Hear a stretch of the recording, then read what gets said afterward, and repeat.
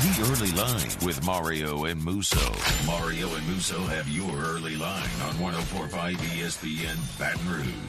I mean, we're just here to have fun and win and have fun by winning. Live from the Mercedes-Benz of Baton Rouge studios, here's Mario Jerez and Matt Musso. And a good Thursday afternoon. Welcome in. Matt Musso alongside Mario Jerez. We have your early line. Casey Gaines and Taylor Sharp along for the ride on the audio and video board, respectively. Glad you're along for the ride as well. Plenty to get to today. A lot of different odds, a lot of different games, a lot of different angles to go over, whether it be the NBA playoffs, whether it be Major League Baseball, whether it be college baseball. There's some very significant news regarding the Pelicans-Suns series. Devin Booker looks like he will miss that entire series now with the hamstring injury. We'll talk more about that a little bit later on. Mario, how are you? I'm well, Musso. Kind of took it on the chin last night with my picks after a perfect start to the week, but trying to bounce back tonight. So doing pretty well, if I say so myself. Look, man, we've already cashed our first ticket of the day. A little no runs in the first inning, White Sox and Cleveland Guardians earlier. Another one, yeah. Cashed that one earlier. So looking to keep that going. Looking to keep got the day off to a good start. Hoping to keep it going here, and we'll do that with our daily spread. Daily spread.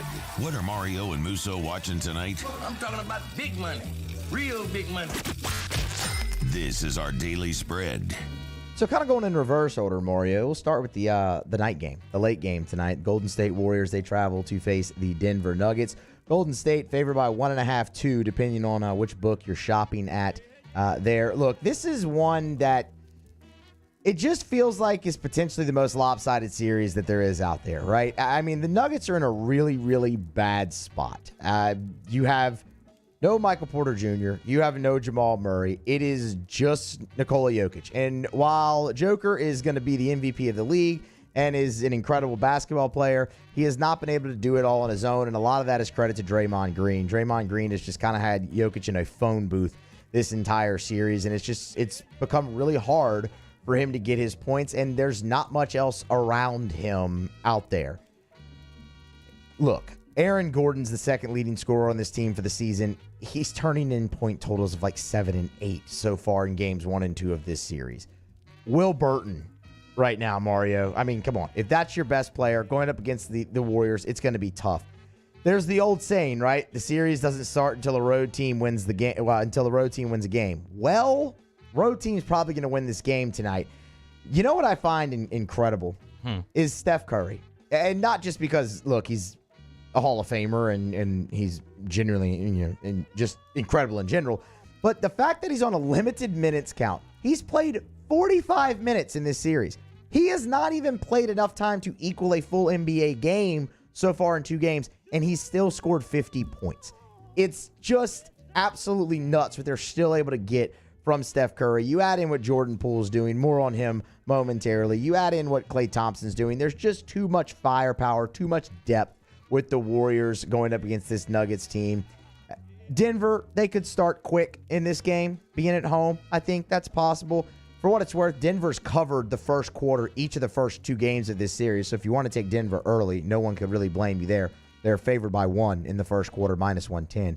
But for the game, give me Golden State, minus the 2 or 1.5, depending on where you shop. I think series doesn't start till the road team wins. Road team wins this one, pretty much puts it away 3-0, and go for the sweep in game 4. All right, Musso feeling the dubs tonight. I like it. Matter of fact, let's stay here talking about this game between Denver and Golden State. Before I do, one thought, what they're doing with Steph Curry really intrigues me as a Pelicans fan, because in a scenario where the Pelicans continue to advance and Zion Williamson might be able to get back into the lineup, although maybe in a limited fashion, maybe the Pelicans can play him similar to how Golden State is playing Steph Curry right now. Will it be effective? I don't know. We'll see if that scenario ever comes to fruition. But as far as this game goes, the Warriors completely dominated the first 2 games, like you were saying. The 5-man lineup of Jordan Poole, Klay Thompson, Steph Curry, Andrew Wiggins, and Draymond Green has been pretty deadly. They're calling it the Death Lineup Part 2, referencing the first one that took place back in the dynasty days for the Warriors. I don't know if they're quite on that level,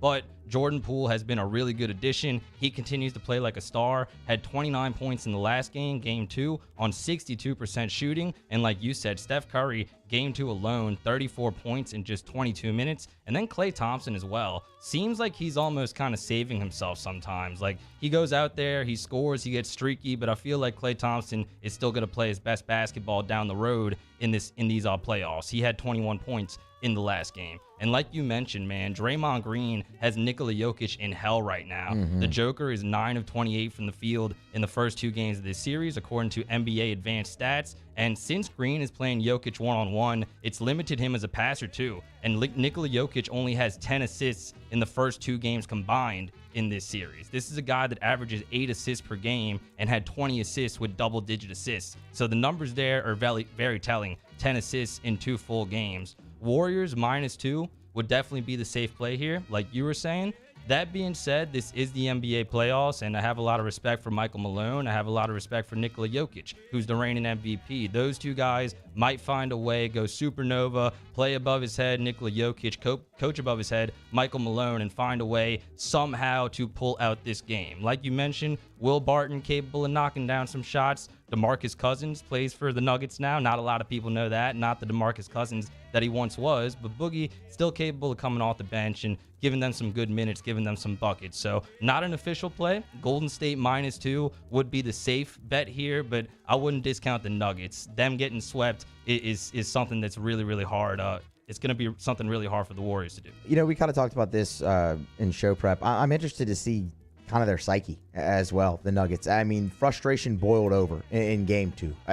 With Jokic getting thrown out of the game, I mean, that can't happen. I understand nobody wants to go out there and do it alone. That's not what anybody really wants to do, but that's kind of what you have to do right now. You're the leader. You're going to be the MVP of the league. You cannot let your frustration boil over like that to where you get thrown out of the game and just leave everybody high and dry, especially when Draymond Green's the one guarding you, because that's what he wants. He wants to know he can get to you, and now that he's seen that, he's just going to turn it up even more. So I'm interested to see kind of the psyche of the Denver Nuggets tonight too. It'll help that they're back home, but with frustration boiling over like that in game number 2, that's not I don't think that's a good sign going forward. Last thing on this game, we've spent a lot of time on Warriors Nuggets, but Jordan Poole said we'd have more on him momentarily. The man has been on a mission. Like, he's just been in fuego here as of late. Looking at props for Jordan Poole tonight, I'm really liking over 22.5 points. Coming back at $1.15. He's gone over that projection in 6 of his last 10 games. Both times so far in this series, he's gone over 22.5 points. So they clearly don't have much of an answer. You could say it lends yourself to going on the road. Maybe you don't make as many shots, and that's totally fair. But look at what he's doing from 3. In the last 10 games, Jordan Poole is averaging 3.9. Go ahead, round it up to 4 made threes a game. He's averaging 5 made threes a game just in this series alone. So if you want to look at that prop, that's at 2.5 for what it's worth. Over under 2.5 made threes. The over's at -165. So we went with the points. Over 22.5 at a little bit better odds. -115. Big night for Jordan Poole here in game number 3 for the Dubs. Swimming in the pool, like it. Going to Minnesota for our next play here. The Timberwolves a home underdog tonight. +1.5 are the Memphis Grizzlies with the total set at 236. In this series, we knew from the onset Musa was going to be a lot of fun. And the first 2 games somewhat lopsided, but it was interesting to see Taylor Jenkins' adjustments on guarding Karl Anthony Towns in that game too, because Steven Adams could not guard him at all in that first game. Cat goes for 29 points on 11 of 18 shooting, but in this game, game 2, the Grizzlies go with a combination of Jaren Jackson, Brandon Clark, and Xavier Tillman to guard Karl Anthony Towns, and he only went for 15 points on 4 of 7 shooting. That being said, now it's time to adjust to the adjustments, right? And Karl Anthony Towns doesn't have 2 bad games back-to-back very often. And even if he does, Minnesota still has the Ant-Man. Anthony Edwards, number 1 overall pick in the 2020 draft, had 49 points against San Antonio last game of the regular season. Then he had 30 in the play-in win against the Clippers. And then he had 36 points in the Game 1 victory over Memphis in this series. Since the All-Star break, he's been playing even better because he was already having a good season. But the shooting percentage for Anthony Edwards went from 43.5% to 45.9% since the end of the All-Star break. And his three-point percentage is up from 35.5 to 36.4, almost a full percentage. Anthony Edwards is on an absolute tear right now, and now he gets to play his first playoff game in Minnesota. Not playing, I know they were lit. Patrick Beverley was throwing t-shirts and whatnot, but this is going to be a playoff atmosphere in the Target Center. And Timberwolves have been much better there than they have been on the road. The Timberwolves 26-15 straight up at home. 22-18-1 against the spread, 4 games over 500 there against the number, and they got a lot of momentum right now. Got the win against the Clippers. Patrick Beverley going to be in playoff mode, like we said, and I'm curious to see if there are going to be more protests here, because I'm sure you've seen Glenn Taylor has really pissed off the PETA people, apparently, because we're seeing protests not just in the Timberwolves home games, but also in the away games. You had somebody in Minnesota try to tape themselves to the floor, and then you had a fan in Memphis chain themselves to the goal. That was nuts. Like, the lady gluing herself to the floor was one thing, but this man brought chains out and tried to just attach himself to the basketball goal. Yeah, was trying to find odds for a protester, maybe showing up again tonight, but couldn't find any. That being said, would not be surprised to see another protest. Should just keep playing the game. Let him chain himself to the goal. Keep playing the damn game. I would be about that. See if he doesn't unchain himself from the goal when these massive athletes like Karl Anthony Towns are just hauling down the floor to come breakaway dunks. See if you don't move a little bit out of the way on that one. And by the way, terrible execution on the protest too. Yeah, it hasn't worked. The first one was like Elmer's glue, like glue that you would find in a second grade classroom. Gorilla glue. Come on, step it up. And then the chain was a plastic chain. It wasn't even a metal chain. Like, they removed the lady so easily. What are we doing? Yeah, I mean, let's at least act like we've protested before if you're going to do something like that. Glenn Taylor sitting back laughing in his courtside seat. Agreed. So you're going Minnesota? Yes, I'm going Minnesota, home dog, plus 1.5 in game 3. This is going to be a really good series, and just because it's a good series doesn't mean every single game is going to be a close game. Coaches make adjustments. We talked about how they guarded Cat in game 1 versus game 2. Tonight it's Minnesota's turn to make some adjustments. Taylor Jenkins has been getting a lot of love, the Memphis coach. A lot of people wanted him to be coach of the year, but on the other side, Chris Finch, an underrated coach in the NBA, former Pelicans assistant, has really got this team playing really good. Everybody's got their respective roles, and I think the books maybe a little bit of recency bias with how good Memphis played in game 2, but Minnesota going in that arena, in that environment, I could see them bounce back tonight, win outright. It's going to be a really good game. I'm excited to take a look at it. I think I'm going to sit back on this one and then go all in on game 4.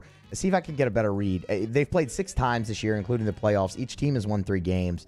And when you look at this series specifically, Minnesota came out and kind of surprised everybody with the big win in game 1. And then the game 2 win by Memphis was lopsided. Tough for me to get a feel on it. I'm with you, though, man. I think Timberwolves could be a nice spot here tonight at home in the Target Center. The place is going to be lit. They are the best scoring team in the NBA.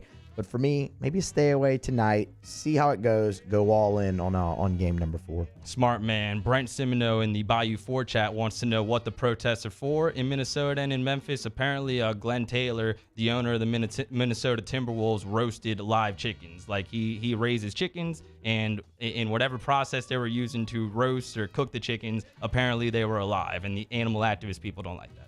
Ooh, don't ever let them see a crawfish boil. We're going to grab a break, come back on the other side. Going on after the show. Yeah. Come back. Well, I can't relate. Wouldn't know. Come back on Early Line next. More on the other side. 104.5 ESPN Baton Rouge. Mario and Musso, the Early Line. In times of need, get a full list of phone numbers, websites, and other important emergency information on the Demco Stormwatch page at 1045ESPN.com. Each year, Guarantee Media hosts a radiothon to benefit dreams come true. And this year, we need your help more than ever. We've interviewed these incredible kids, and each and every one of their stories brings tears to our eyes. To have a dream granted means more to these families than you'll ever know. And it wouldn't be possible without your help. Dreams Come True has been hit hard by the events of the past year. So we ask for your support in helping this incredible cause. Our Dreams Come True Radiothon is powered by the Baton Rouge Clinic. Visit GuaranteeMedia.com to pledge your support today. At All-Star Toyota, you get it all. If you're in the market for an all-new Toyota vehicle, come see our friendly and knowledgeable sales team at All-Star Toyota.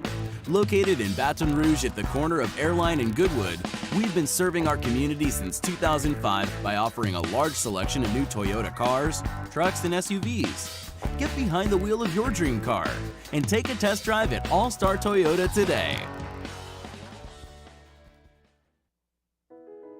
I've been doing business with Luba for 25 years.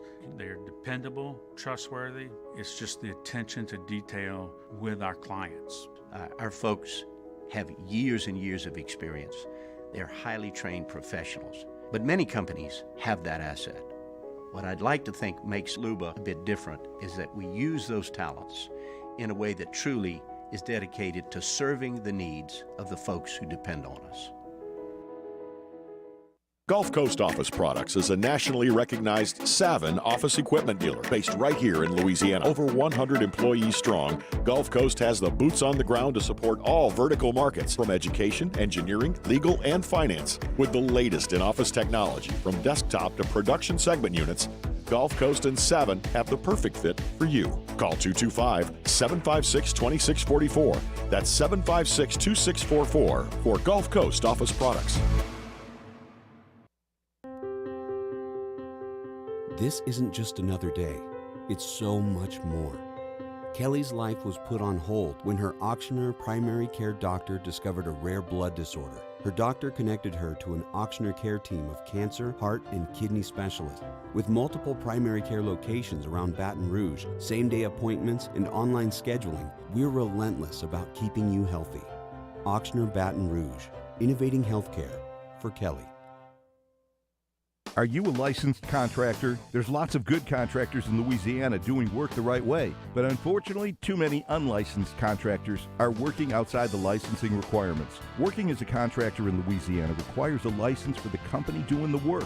The Louisiana State Licensing Board for Contractors wants to help you get licensed to allow you to conduct work legally. It's not difficult to get the license. We can help you. Go to lacontractor.org for more information. Licensed contractors, it's the law. There it is, the extra mile, on the border of expected and extraordinary, for those willing to go further, like vans customized for work or play, with safety and tech to keep you connected, supported by a 5-star sales, service, and finance team, and backed by the 1-star you know. So go the extra mile. It's never crowded, because so few have what it takes to go there. Mercedes-Benz Vans.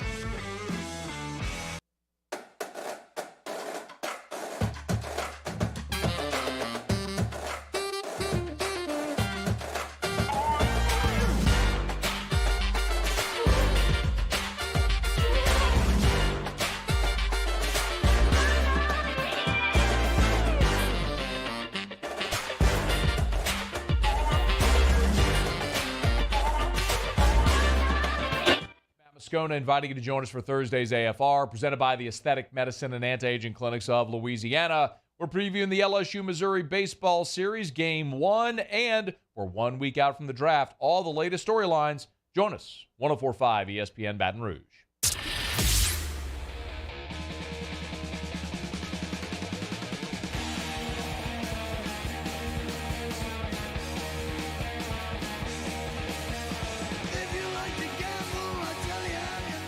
Early Line with Mario and Musso. 104.5 ESPN Baton Rouge. NBA playoffs are in full swing. People like to bet on that kind of thing, so let's talk about it, Musso. Recapping last night in the association real quick. From a betting perspective, the favorites continue to roll. They go 2-1 straight up and against the spread last night. They're now 13-4 straight up in the NBA playoffs. Are favorites 11-6 against the spread. Home teams last night 1-2 straight up and against the spread. Still 12-5 straight up and 10-7 against the spread are home teams for these NBA playoffs. And the unders were hitting yesterday, Musso. They went a perfect 3-0 on Wednesday night. Unders now 10-7 this round after they went 6-0 in the play-in tournament. So a lot of unders, a lot of chalk. Similar to what we've been seeing recently. Let's recap each of these games really quick. The Celtics defeat the Nets yesterday, 114-107. Boston now leads that series 2-0. Jaylen Brown had an awesome game. He was making some big shots down the stretch there. He goes for 22 points, including 10 points in the fourth quarter. The Celtics were down by 17, but they come all the way back to get the win.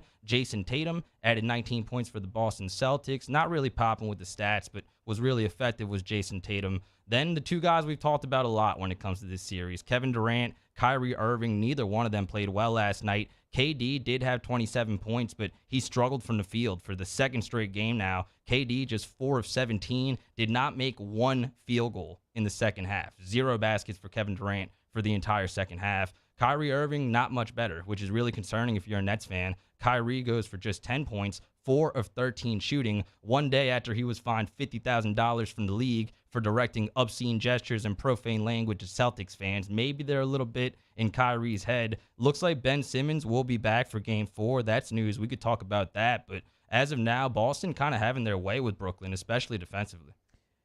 The Brooklyn Nets just continue to be an enigma. And look, I get it. Kevin Durant has not played great this series. And it's understandable.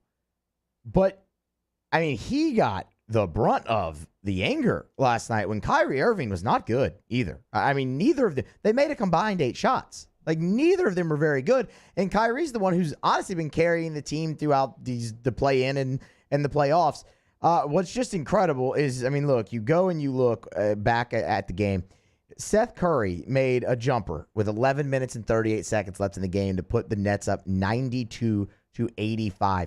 They did not score another point in the basketball game until 6 minutes and 42 seconds left. And by that point, they were down 96-94. And it was just kind of history from there. The Celtics weren't going to be denied. I just, look, we've said it over and over and over and over again on the show. I don't know what to make of the Brooklyn Nets.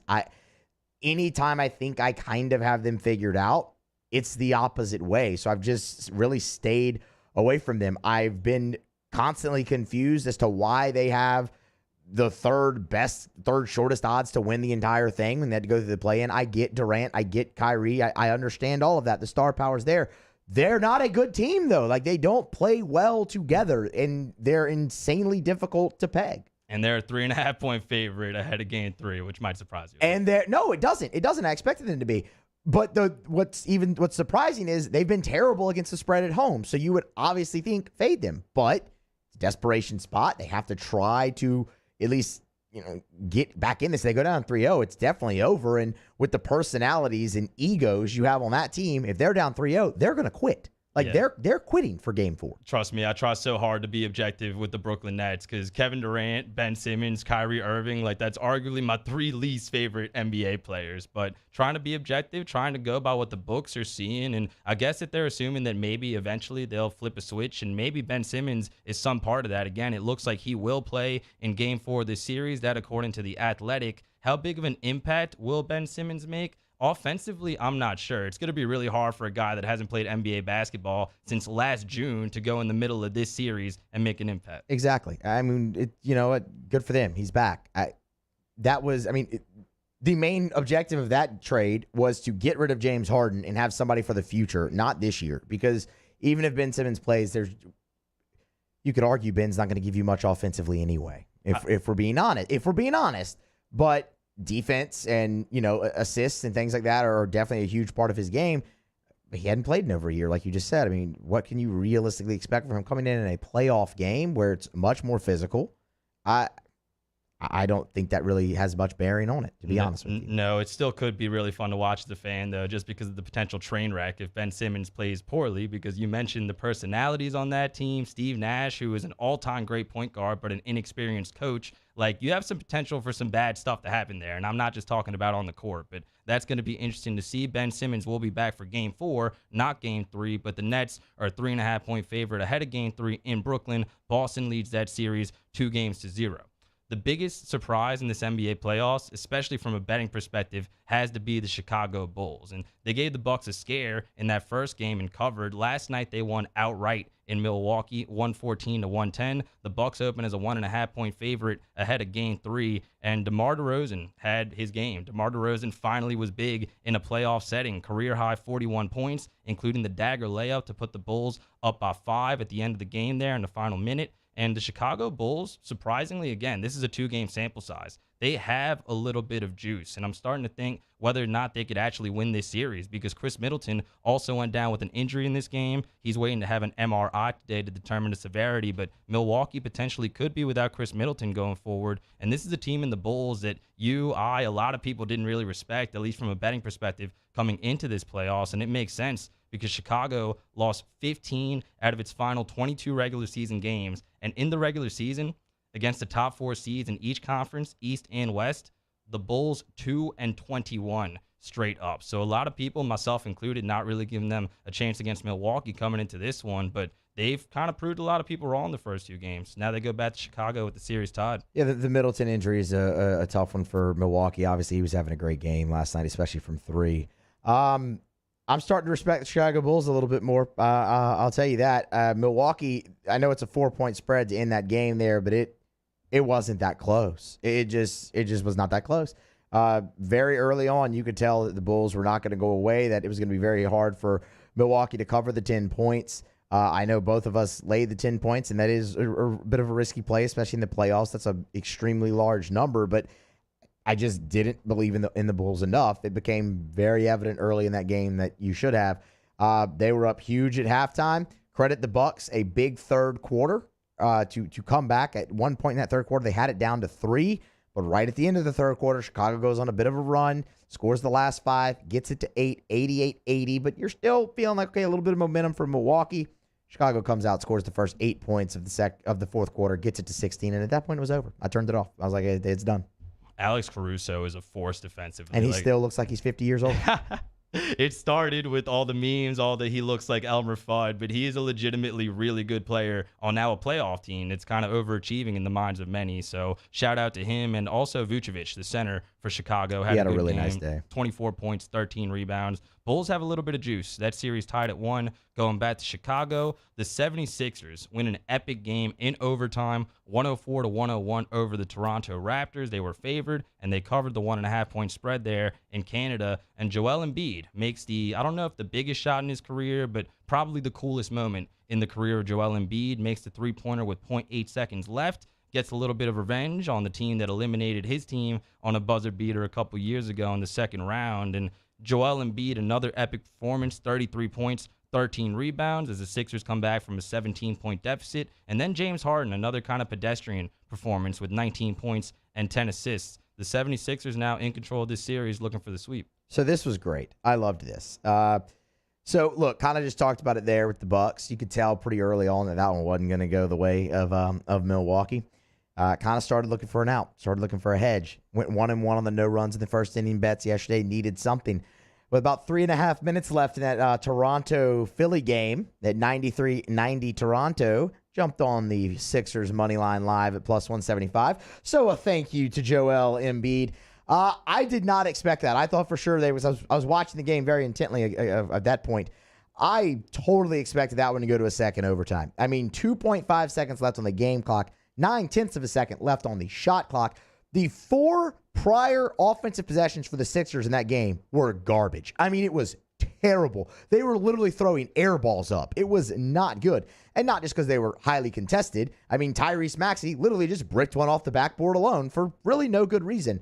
It was awful. So I thought there's just no chance. And credit Joel Embiid, man. Awesome, awesome shot in an awesome moment. Like you said, get the revenge. Boy, they had that shot from Kawhi queued up real quick on the broadcast just to demonstrate that, like all the heartbreak from Embiid. But here's what he did tonight.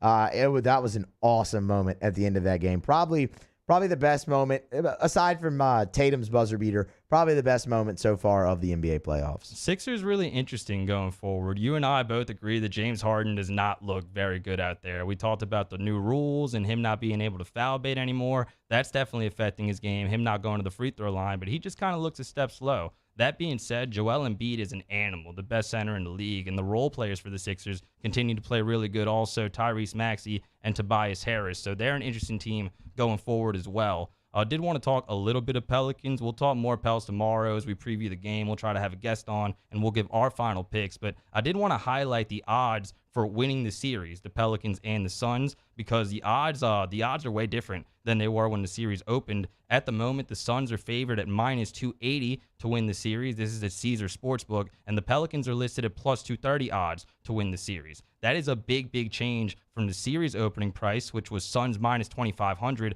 Pelicans plus 1,100. And after the Suns won that first game, they went up even more. The Suns were minus 4,000 to win the series, while the Pelicans were plus 1,500 after game one. Now, like we said, the Suns minus 280, the Pelicans plus 230. And when you look at the implied probability, you see how big of a gap that is, because the implied probability of a plus 1,500 underdog, with which the Pelicans were after game one, is just 6.3% to win the series. At plus 230, the Pelicans' presence odds, the implied chance is up to 30.3%. The Devin Booker injury obviously changes things here, and the Pelicans, at least in the opinion of the books, after that first game, really have a chance to advance to the second round. It's the best player on the best team in the NBA. That's not surprising to me at all. I mean, you saw what he was doing in game two. Now, the Pelicans were right there with them, surviving all of it and even leading when he went down, but the guy scored 31 points in a half. Like that. That's a huge loss when you're missing him, and now it's also shifting to the road. The series is shifting on the road, where it's a wild city that's starved for some type of action like this, that hasn't had much to celebrate, and the place is going to be rocking on Friday night and on Sunday night for that matter as well. Something we've talked about a lot here, Mario, as you have just dramatically shrunk in that chair. So short. But something we've talked about a lot here is their success without Devin Booker this year. They had to play 14 games without Booker this year. They went 8-6. The caveat to that is one of those 8 wins was against the playoff team. Exactly. And just one. And on the Pelicans side of things too, man, this is not your typical 8 seed. At the risk of sounding like a homer here, the Pelicans' record does not indicate how good of a team they are. I'd rather just do the segment like this than get up, have everybody distracted, fix the chair. I'm a professional. I can do it as a short person too, okay? You almost look like a floating head when they go to just the 3 shot on you. It almost looks like a floating head. But from the Pelicans side of things, too, this is not your typical 8 seed. The Pelicans right now are playing way above their heads. If you had this team, even without Zion, all season with CJ, healthy Valanciunas, this is probably like a 6 seed, 5 seed, potentially maybe even avoiding the play-in. So it's going to be interesting to follow those odds to win the series as we go here. But Game 3 will take place tomorrow night in New Orleans. Series tied 1 game apiece. I am really excited to be in the Smoothie King Center. It'll be a heck of an atmosphere. It is going to be fun. We'll talk more about that game on tomorrow's show. On the other side of this break, talk a little bit of LSU baseball with Musso and look ahead to some of tonight's action in college baseball. This is The Early Line on 104.5 ESPN Baton Rouge. Early Line with Mario and Musso. 104.5 ESPN. Our listeners fire off their opinions on the jimsfirearms.net hotline at 499-1045. Keep listening for your next chance to shoot us your thoughts with the jimsfirearms.net hotline on 104.5 ESPN Baton Rouge. There it is, the extra mile, on the border of expected and extraordinary, for those willing to go further, like vans customized for work or play, with safety and tech to keep you connected. Supported by a 5-star sales, service, and finance team. And backed by the 1-star you know. So go the extra mile. It's never crowded, because so few have what it takes to go there. Mercedes-Benz Vans. If you're in an accident, a car accident, a slip and fall, where you're injured, you need to call an attorney. The defendant insurance company, it's their goal to close the case as quickly as possible and pay out the least amount of money as possible. That's why it's important to call an attorney and call the law offices of O.C. Brown. At the law office of O.C. Brown, we're a family-owned firm. We want to be your law firm for a lifetime. ServiceMaster Elite create clean, disinfected work environments. As a local business, we take pride in serving the New Orleans and Baton Rouge areas. Our cleaning protocols follow CDC and OSHA standards for healthcare settings, offices, senior living, restaurants, and industrial plants. Contact Service Master Elite to get your operation ready for reopening with germ disinfection cleaning. Service Master Elite, the trusted choice in professional cleaning since 1996. Eli's always been into grilling. It took us a while to see it, but the signs were there. What are you doing, Eli? I knew grilling was my thing. I have been talking about it throughout my career. Happy with the results? I am. Got the new grill from barbecueguys.com. It performed great. My advice, as I always told my boys, do more of what you're born to do. Barbecue Guys, for those who were born to grill. You want cheese on your burger, Pops? I'll take a little cheese.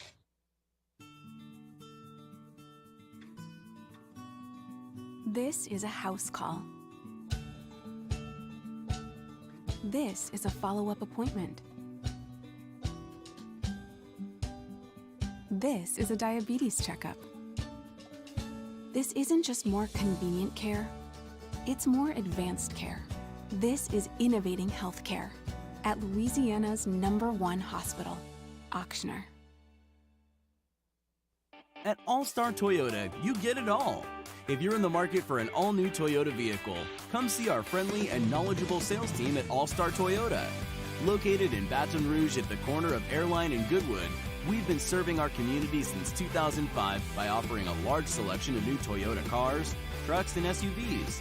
Get behind the wheel of your dream car and take a test drive at All-Star Toyota today.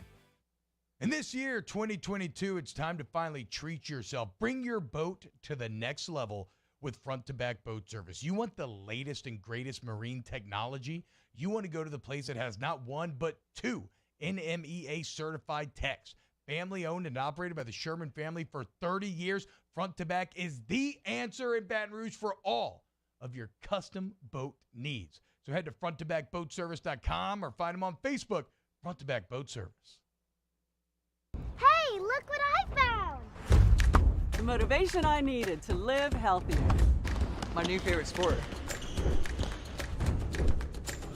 I found my groove. I found I'm part fish. My second win when I needed it most. I found more than a gym. The affordable childcare this mom needed. Time for myself. We found our why. Have you found yours? On Fridays, OTB. Get ready to move them chains into the weekend as the Bad News Birds come back to the Smoothie King Center. Off the bench, 7 to 10 a.m., 104.5 ESPN.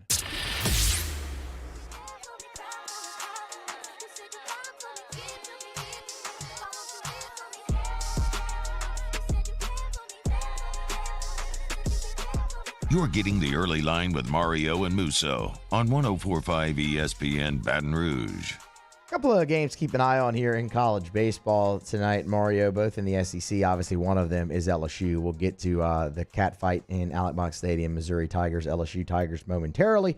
But I want to start up in Oxford, Mississippi. This one goes off right before LSU and Missouri. 6 p.m. first pitch for Mississippi State and the Ole Miss Rebels.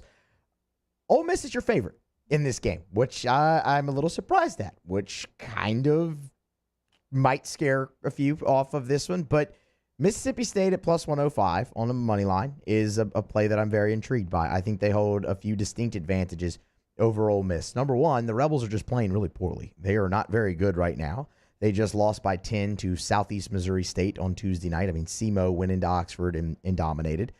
The Rebels have lost 6 straight home conference games. Their last 2 home conference series, they have gotten swept.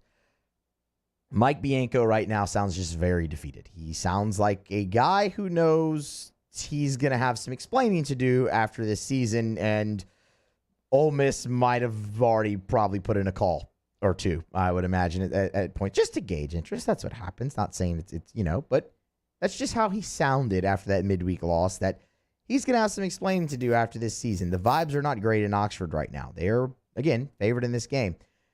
Mississippi State, we kind of know who they are, right? Look, they're a team that hits a lot of home runs. The pitching staff is so-so, but they've made a change in the rotation on Friday night. Brandon Smith is now the Friday night guy for Ole Miss. Turned in a really solid 5 innings against Auburn last week. That led to Mississippi State's first Friday night win in conference play. He'll get the start tonight in Oxford.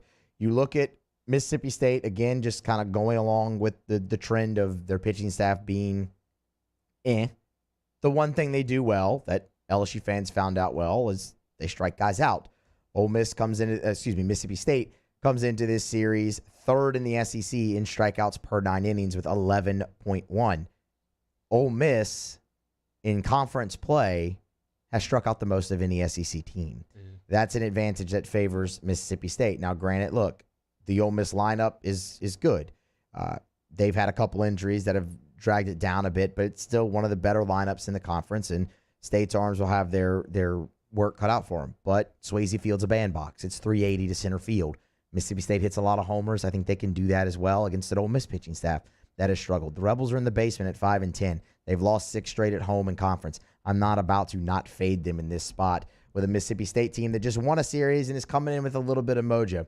I like Mississippi State tonight plus the 105 in Oxford to start that series. Not a lot of beer showers over there in Oxford this year. Doesn't sound like. Nope. Doesn't sound like there'll be more tonight. But what is interesting about this game is that this is the oldest rivalry in the SEC for baseball. This will be the 466th time that these two teams meet in Swayze Field, and we'll see what happens. But a little surprised at the lack of success from both programs. Honestly, we talked a lot about Mike Bianco on our old show during the off season. He was flirting a little bit with LSU, at least from his point of view, and maybe now you could see why he wanted to get out of there. Yeah, I mean it's been rough the past couple of years, but I mean Ole Miss needs to be careful. That's the guy they have to thank for their entire baseball program. Before we hit our break here, LSU and Missouri tonight. The good Tigers, the good guys, the purple and gold Tigers are favored minus 200 on the money line tonight, and boy, they need it. They need this weekend big. It is a very pivotal weekend. It is one where you look at Missouri, and it's kind of been interesting, Mario. Just kind of throughout the week, Missouri throughout their time in the SEC has obviously just gotten the reputation of being the doormat. I mean, it's not just in baseball; it's kind of in a lot of sports. Yeah, I've noticed that. Yeah, specifically in baseball, they're normally down towards the bottom, and when you see them on your schedule, you count 2 wins and a lot of the times 3 just before even playing the series. This team's a little scrappier. Now they are still in the basement, tied for dead last at 5-10 with Kentucky and Ole Miss, but they're scrappy, and especially on offense. Their pitching staff's terrible. They're not good. We'll get to that momentarily. But offensively, you look at it, and they're kind of middle of the pack or near the bottom in a lot of categories. They're not overly powerful. They're not great, in total bases, which would make sense because they're not powerful. They don't hit a lot of doubles, triples, homers, things like that.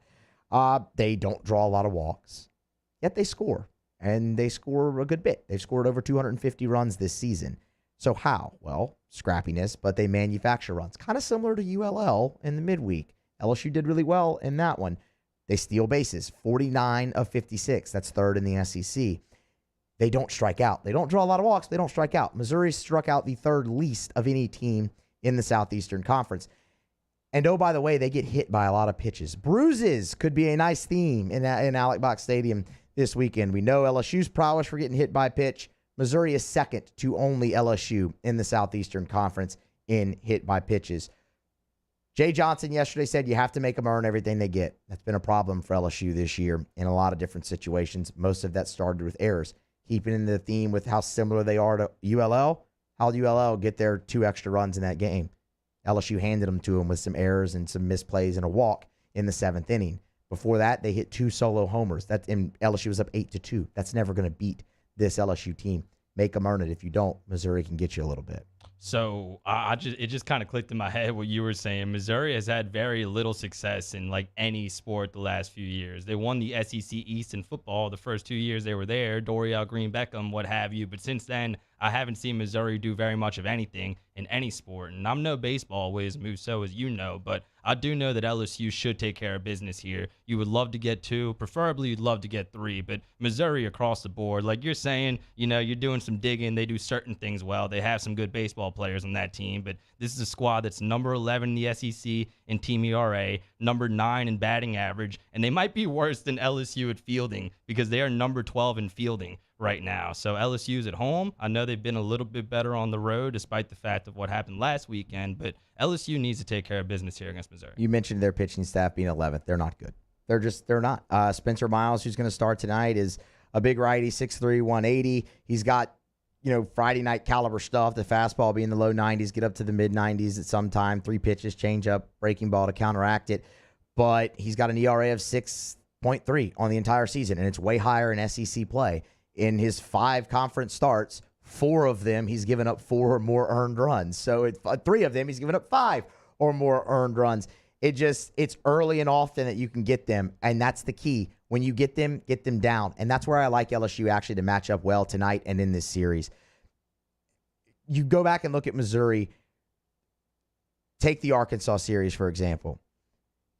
Arkansas got them down early 2-0. Missouri scratched back to 2-1. Arkansas extended to 3-1. Missouri tied it at 3. Arkansas finally got it to 5-3, and with that bullpen, they were able to hold the bats at bay. Consistent scoring throughout, early and often, hold them down. You look at Kentucky in game number 3. Kentucky jumped out to a 6-0 lead against Missouri in game 3 of that series on Saturday. Missouri scored 10 unanswered runs and won 10-6.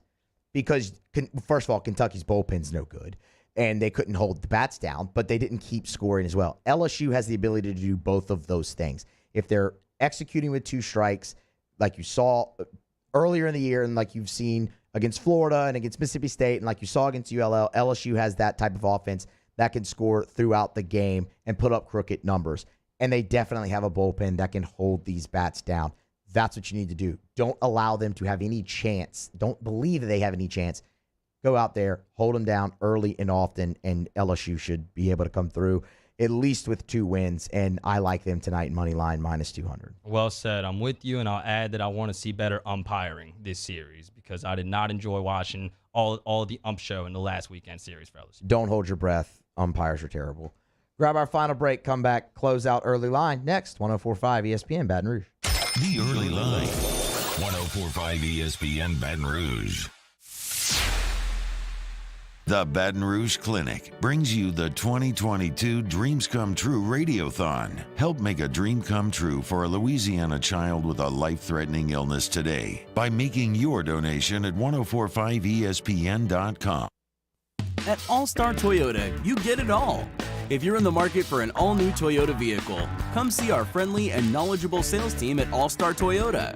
Located in Baton Rouge at the corner of Airline and Goodwood, we've been serving our community since 2005 by offering a large selection of new Toyota cars, trucks, and SUVs. Get behind the wheel of your dream car and take a test drive at All-Star Toyota today. I've been doing business with Luba for 25 years. They're dependable, trustworthy. It's just the attention to detail with our clients. Our folks have years and years of experience. They're highly trained professionals, but many companies have that asset. What I'd like to think makes Luba a bit different is that we use those talents in a way that truly is dedicated to serving the needs of the folks who depend on us. Gulf Coast Office Products is a nationally recognized Savin office equipment dealer based right here in Louisiana. Over 100 employees strong, Gulf Coast has the boots on the ground to support all vertical markets, from education, engineering, legal, and finance. With the latest in office technology, from desktop to production segment units, Gulf Coast and Savin have the perfect fit for you. Call 225-756-2644. That's 756-2644 for Gulf Coast Office Products. This isn't just another day. It's so much more. Kelly's life was put on hold when her auctioneer primary care doctor discovered a rare blood disorder. Her doctor connected her to an auctioneer care team of cancer, heart, and kidney specialists. With multiple primary care locations around Baton Rouge, same-day appointments, and online scheduling, we're relentless about keeping you healthy. Auctioneer Baton Rouge, innovating healthcare for Kelly. Are you a licensed contractor? There's lots of good contractors in Louisiana doing work the right way, but unfortunately, too many unlicensed contractors are working outside the licensing requirements. Working as a contractor in Louisiana requires a license for the company doing the work. The Louisiana State Licensing Board for Contractors wants to help you get licensed to allow you to conduct work legally. It's not difficult to get the license. We can help you. Go to lacontractor.org for more information. Licensed contractors, it's the law. There it is, the extra mile, on the border of expected and extraordinary for those willing to go further, like vans customized for work or play, with safety and tech to keep you connected. Supported by a 5-star sales, service, and finance team, and backed by the 1-star you know. So go the extra mile. It's never crowded, because so few have what it takes to go there. Mercedes-Benz Vans.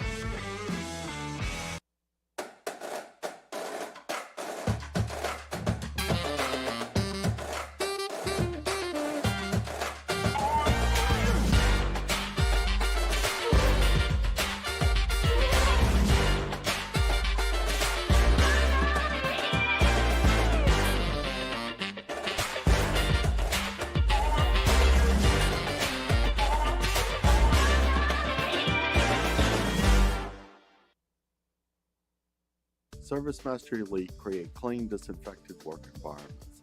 As a local business, we take pride in serving the New Orleans and Baton Rouge areas. Our cleaning protocols follow CDC and OSHA standards for healthcare settings, offices, senior living, restaurants, and industrial plants. Contact ServiceMaster Elite to get your operation ready for reopening with germ disinfection cleaning. ServiceMaster Elite, the trusted choice in professional cleaning since 1996. Moscona inviting you to join us for Thursday's AFR, presented by the Aesthetic Medicine and Anti-Aging Clinics of Louisiana. We're previewing the LSU-Missouri Baseball Series, Game 1, and we're 1 week out from the draft. All the latest storylines. Join us, 104.5 ESPN Baton Rouge.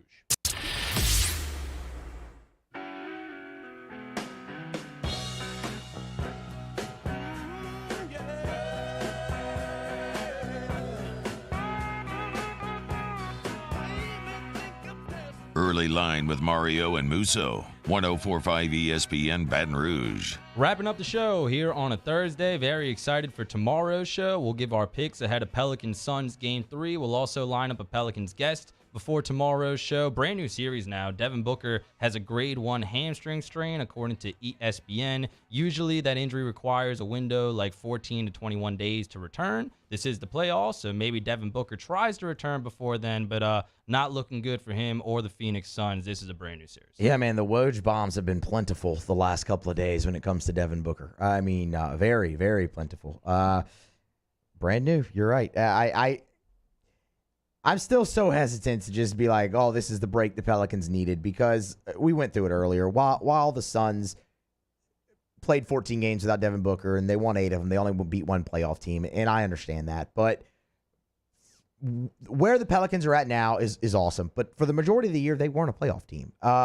Now, with how they're playing, it certainly feels like they have a hell of a shot here to win it. But I am just a tad hesitant still to just go all in and be like, man, this is the absolute break they needed, and, Pels in 6 or something. So I'm a little more bullish. Maybe I'm going Jamie McPels fan here, which is what my college friends used to call me whenever I gave Pelican analysis, because they were saying I was a homer. But all that being said, the Pelicans right now, like I said, not the same Pelicans that started the season. CJ McCollum has been a brand new dimension for this team. Trey Murphy is in the rotation, which has been huge. Jackson Hayes is playing the best ball of his career. I think the Pelicans can win this series, but we'll talk more about that tomorrow when we give our official picks. I do, real quick, want to get a check-in on the line of that game where we have a few minutes left to see if it's okay. So it hasn't moved any.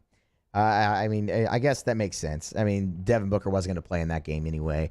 Where it'll become really interesting, I know you went through the implied percentages earlier, is when it does shift back to Phoenix, how short of a line it is potentially maybe there. And that'll have to do, obviously, with what the Pelicans do at home. But still 1.5 for Phoenix in this game. Yeah, I mean, that's no surprise. No, he was out already. Well, we might as well wrap up the show talking Pelicans here. Not a lot of time, but just think about strategically how that changes things going forward. Herb Jones alone, he can now key in on Chris Paul. Don't have to worry about chasing around Devin Booker. And CP3 is still capable of doing a lot of damage. We saw what he did game 1. But not having his running mate, that's going to make a big difference. And they were very successful without Devin Booker in the regular season, but didn't really face a schedule comparative to the level of team that the Pelicans are right now. And you had the element of the Pelicans going home. If the Pelicans are going to win this series, I think they had to get both the home games. They can't go back to Phoenix, tie 2 games apiece. But with no Devin Booker, way more doable. And in the least shocking news you'll hear about these next 2 games, the New Orleans Pelicans have officially announced that games 3 and 4